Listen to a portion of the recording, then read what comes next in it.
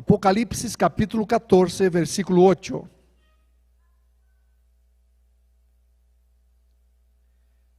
Aqueles que encontrarem, diga amém. Já encontraram então? Vou ler e depois vou começar com outros pontos. A palavra de Deus habla assim: outro ángel le siguió diciendo: ha caído Babilonia, la gran ciudad, porque ha hecho beber a todas las naciones del vino del furor de su fornicación. Podría decir también de su prostitución. Las grandes divisiones del libro de Apocalipsis son dos: del capítulo 1 hasta el capítulo 11 y del capítulo 12 hasta el capítulo 22. La primera sección, que va del capítulo 1 hasta el capítulo 11, nosotros aquí tenemos una sección, una parte más histórica. Por ejemplo, nosotros tenemos aquí las 7 cartas del Apocalipsis. ¿Ok? ¿Cuál es la séptima carta? La iglesia de Laodicea. Aquí en la primera sección tenemos también los 7 sellos. ¿Correcto? Y tenemos también las 7 trompetas.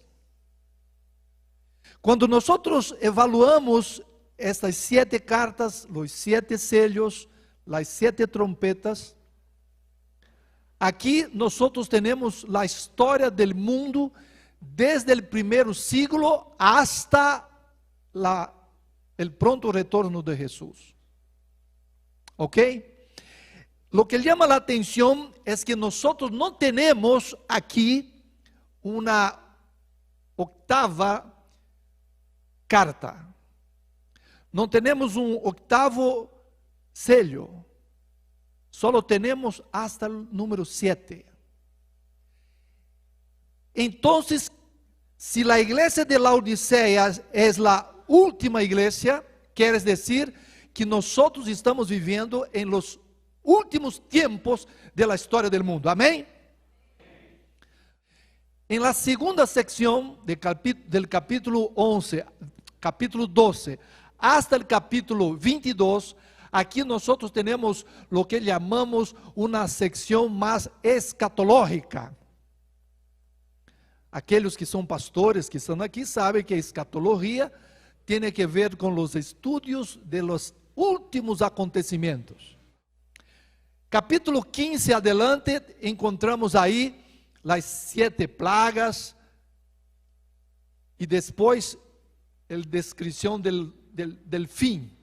En el capítulo 12 del libro de Apocalipsis, usted va a percibir que nosotros tenemos aquí cuatro estaciones del gran conflicto, de la gran controversia entre el bien y el mal.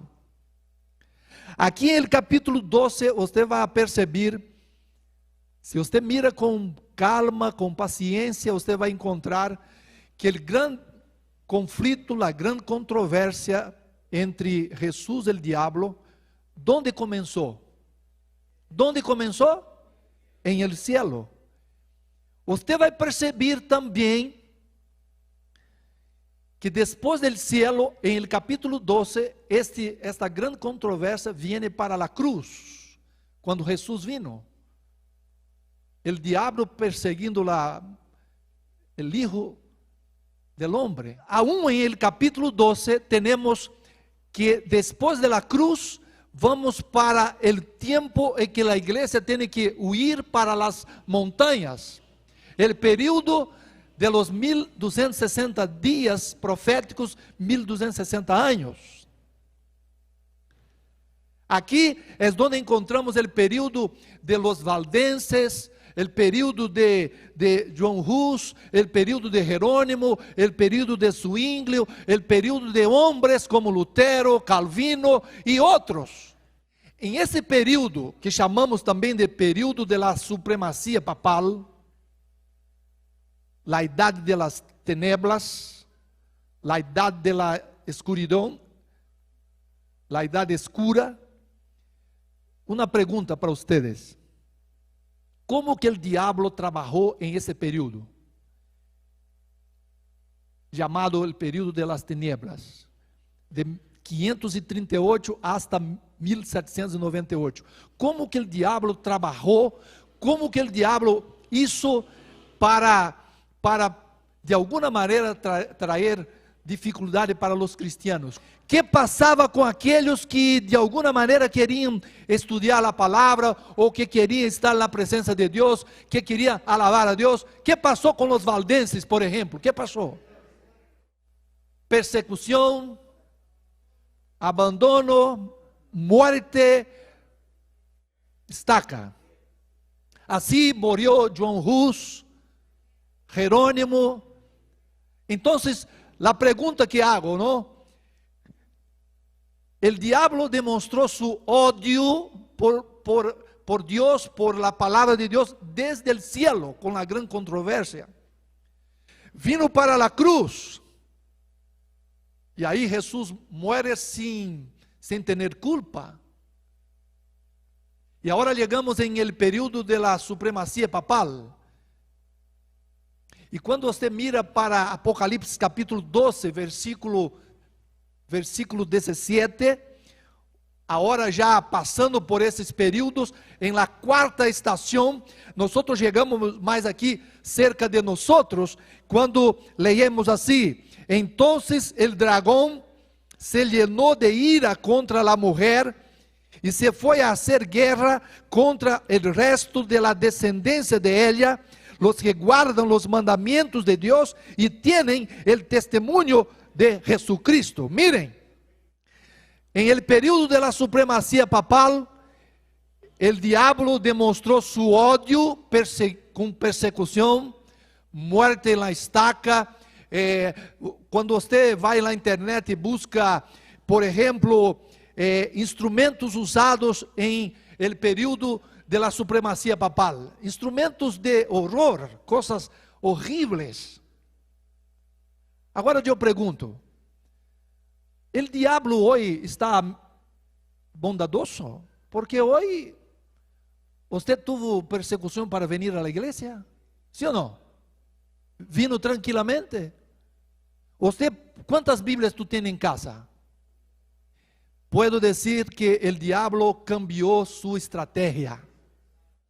Podríamos hablar de la ocupación de nuestro tiempo.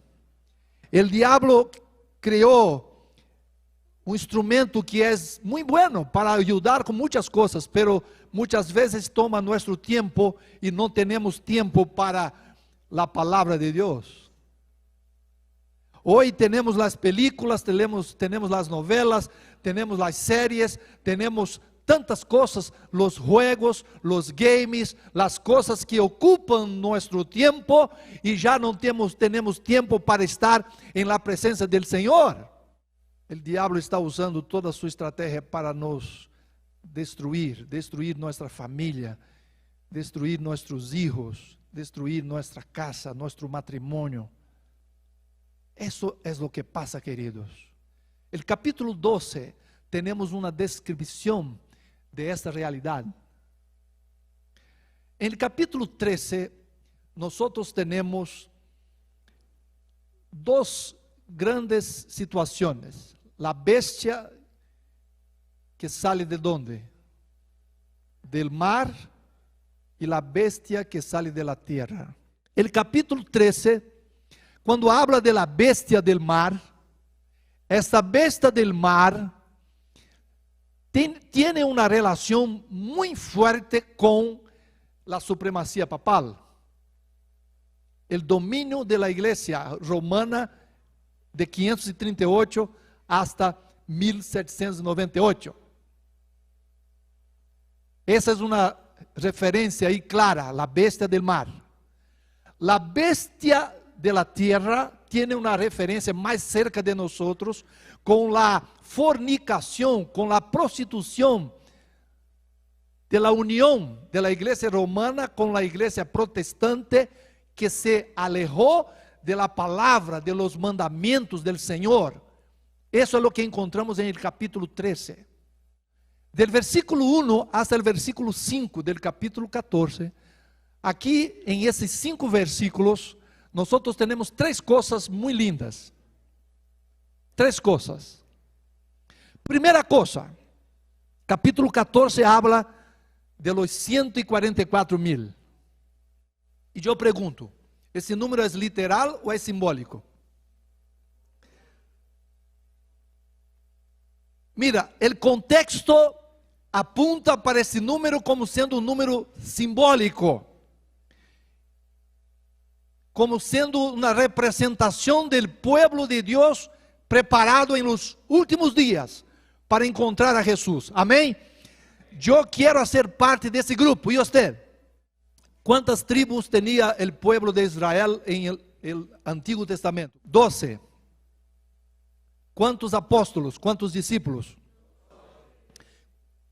Hace la cuenta, 12 vezes 12. ¿Cuánto es? 12 vezes 12. 144. Vezes 1000. 144,000. Entonces, esses 144,000 representan el pueblo de Dios, así como las tribus de Israel, así como los apóstoles. Una representación del pueblo de Dios, que vai estar preparado para o encontro com o Senhor. Eu quero ser parte desse grupo. Há uma evidência clara de que esse número é simbólico. Agora, uma coisa me chama muito a atenção, em capítulo 14, versículo 3. Está dizendo que esses 144,000 logravam cantar, alabar, um cântico que nadie podia aprender. Isso me quedou chamando minha atenção. Capítulo 25 de São Mateus habla de la experiência de las 10 vírgenes. 5 de elas eram prudentes e 5 descuidadas, nécias. Você se acorda que quando o noivo chegou, aquelas que não tinham aceite, buscaram as que tinham e pediram, dá-nos de vuestro aceite. E que disse aquelas que tinham? Não. Por que não entregaram? Por que não regalaram? Porque eram más, porque eram perversas, porque eram crueles, é assim? Por que não entregaram? ¿Sabe por quê? Escucha, é uma lecção espiritual. Há coisas que você não pode transferir para outro. Você não transfere espiritualidade. Agora você compreende por que capítulo 14, versículo 3, quando habla que solamente os 144,000 logravam cantar esse cântico. ¿Sabe por quê? Esse cântico tinha que ver com a experiência que cada um viveu. Sua experiência personal. Sua experiência, nem os ángeles podem cantar. E aí quando tu lês aqui, capítulo 14, versículo 3, assim diz minha palavra, minha Bíblia, e cantavam um cântico novo delante del trono, e delante de los 4 seres vivientes, e de los ancianos, e nadie podia aprender el cântico, sino aqueles 144,000. Esse é o cântico que cada um tem que viver. É a experiência que você tem que ter com Jesus cada dia. E aqui temos o versículo 4, quando leemos assim: esses são os que não se contaminaram com mulheres. Alguns tomam esse texto de maneira literal, só que aqui é simbólico. Que representa mulher? As mulheres em la palavra. Então, o que quer dizer que não se prostituíram, não se entraram em fornicação com essas mulheres? O que quer dizer isso? Que se mantuvieram fieles a la palavra, não se corromperam em la palavra, em la doutrina de la palavra. O versículo 6 ao versículo 12, aqui temos a parte fundamental da existência da Igreja Adventista do Sétimo Dia. Aqui nós temos as 3 mensagens angélicas. A primeira mensagem, o contenido quer dizer quer dizer que aqui temos a missão da Igreja Adventista para esse tempo. Isso é o que está dizendo aqui. Quando a palavra diz assim: vi volar por meio do cielo a outro ángel que tinha o evangelho eterno para predicá-lo a los moradores da terra. E aí o versículo 7, dizendo a grande voz: temed a Deus e dá-lhe glória, porque a hora de su juízo ha chegado. Queridos, cada palavra aqui tem um significado profundo. A parte final do versículo 7, quando diz assim: adorad aquele que hizo el cielo e la tierra e el mar e las fuentes de las aguas. Você sabia que aqui temos uma referência ao sábado? Porque quando tu vais a Êxodo capítulo 20, versículo 11, temos a mesma expressão que Juan puso aqui em Apocalipse. Aí você pode compreender uma coisa, escucha o que vou te falar. É por isso que o diabo tem tanto ódio del sábado. ¿Sabe por quê? Porque o sábado é como a celebração de la criação de Deus.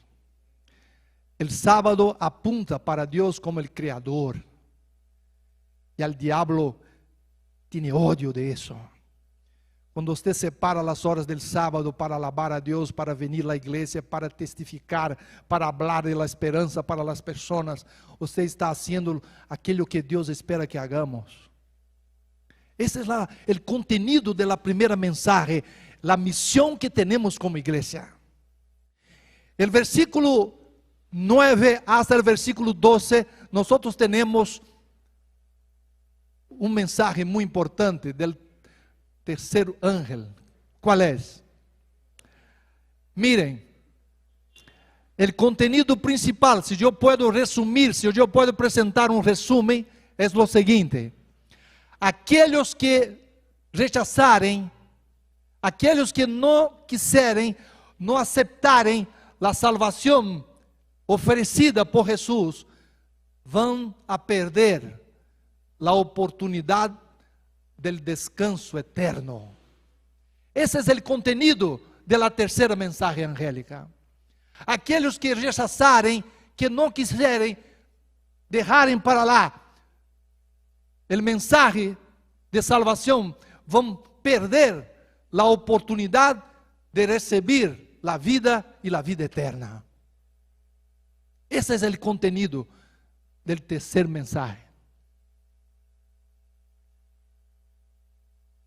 E agora eu termino em versículo 8.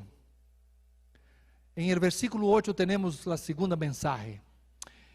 E aqui na segunda mensagem nós temos duas verdades. Duas verdades. Eu vou ler.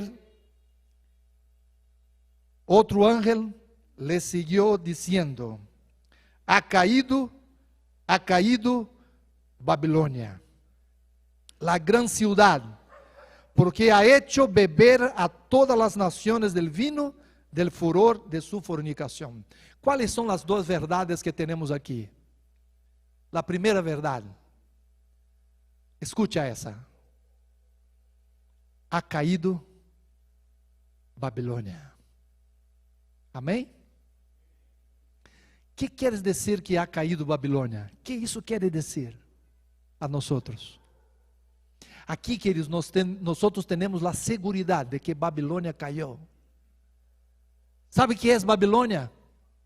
Babilônia representa todo de malo que existe em esta terra. Babilônia é a união del dragão com a bestia que sale del mar, de la bestia que sale de la tierra, é a união. Isso é Babilônia. Babilônia é uma contraposição de la Nueva Jerusalém, de la Canaã celestial. Babilônia representa o inferno. Jerusalém representa a nova terra. Amém, queridos? Então, quando a palavra de Deus habla que ha caído Babilônia, é a segurança de tu vitória. Não por seus méritos, pero por los méritos de Jesus. Temos aqui a segurança de que Jesus venceu. Alabado seja Deus. Agora, esta é uma verdade.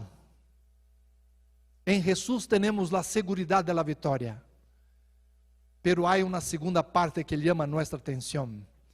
E mira a segunda parte. Porque ha hecho beber a todas as nações del vino del furor de su fornicación.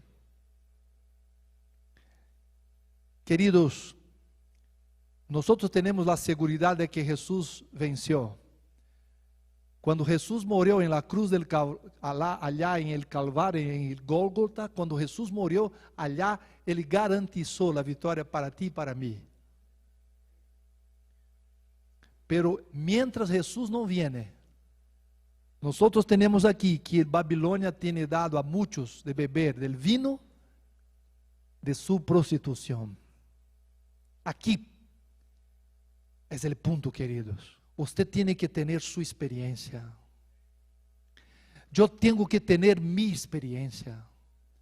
Ai de mim, se eu não despierto por la mañana e não vou à presença de Deus. Ai de mim, estou perdido. Eu não posso olvidar de uma coisa. A estratégia del diablo hoje não é perseguir, não é levar para a estaca, não é fazer morrer com o fogo, não. O diabo hoje usa todo o que pueda para ocupar sua mente, para que você esteja tão involucrado com coisas que tu não tenhas tempo para estar, para viver em la presença del Senhor. ¿Sabe qual é o desejo del diablo? É que tu hasta esté na igreja, pero que esté na igreja, pero que esteja muerto. É que tu não bendiga as pessoas, que sempre esteja aí com chismes, sempre esteja com uma mirada negativa para as coisas, sempre com reclamos, sempre uma mirada como se as coisas não estão bem, sempre palavras negativas para as pessoas, coisas que te alejam de Deus. A estratégia del diablo hoje é que eu hasta esteja na igreja, mas que eu, de alguma maneira eu pode entorpecer a vida de outros.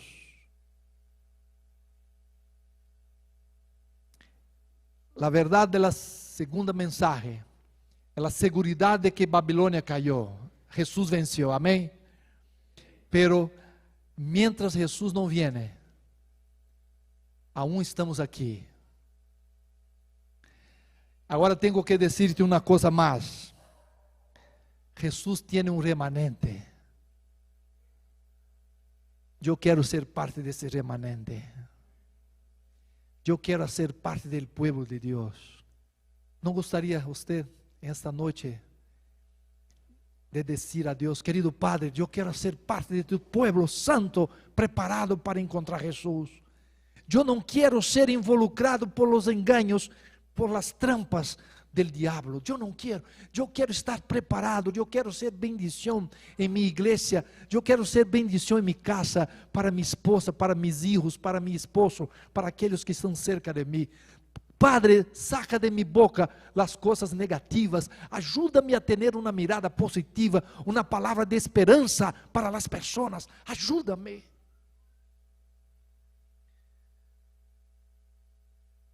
Há um bem, queridos, há um bem que o Espírito Santo continua trabalhando na vida de pessoas. E esta noite, nós temos a experiência de Fortunato. Imagino que tu, para chegar aqui, tuvo luchas, Pero las luchas não vão terminar aqui. Sabe por quê? Eu posso garantizar de que se tu seguras em la mano de Deus, você pode ter vitória, éxito. Pero há alguém que não está feliz, al diablo, porque tu és um menos para ele. E que quando tu és chamado para bendecir a outras pessoas. E que tu puedas ser um instrumento de bendição para bendecir sua família, seus amigos, as pessoas cerca, que tu puedas ser uma bendição. Mi desejo é que tu nome pueda ser escrito em livro de la vida em el cielo. E que tu puedas permanecer em este caminho hasta que Jesus venga. Levantamos nossas manos para que você seja bautizado em el nome do Padre, em el nome do Hijo, em el nome do Espírito Santo, e todos dizemos amém, amém, amém. Alabado, pode aplaudir. Um saludo. Deus te bendiga. Segura mi mano. Deus pueda te mantener firme este caminho. ¿No le gustaría en esta noche decir a Dios, querido Padre, ayúdame para que yo pueda ser parte de los 144,000, que yo pueda permanecer firme en este camino, que yo pueda ser bendición, que las trampas del enemigo no me involucre, que yo pueda estar siempre al lado de tu palabra? ¿Cuántos les gustaría pedir eso? Querido Dios, tu palavra orienta a nosotros, guía-nos. El odio del enemigo siempre se manifestó desde el cielo. Llegó en la cruz, en la Idade Media, en el período de las tinieblas, de la supremacía papal. Agora estamos em el último momento da história. Gracias porque tu tienes tu pueblo, tiene un remanente en esta tierra, que son los 144,000. Ajuda-nos para que podamos ser parte desse grupo. Querido Padre, ajuda-nos para que tenhamos um compromisso diário em fazer tu vontade. Se esta noite há alguém que está passando por uma luta especial, por um vício, se há alguém que necessita libertação de algo que entorpece sua relação com o Senhor, eu quero pedir, por favor, ponga tus manos sobre a cabeça dessa pessoa, para que haja arrependimento, para que haja cambio de vida. Graças, Senhor, por tu paciência, por tu misericórdia com nós. Oramos agradecidos em nome de Jesus. Amém. Amém. Amém. Deus os bendiga, queridos.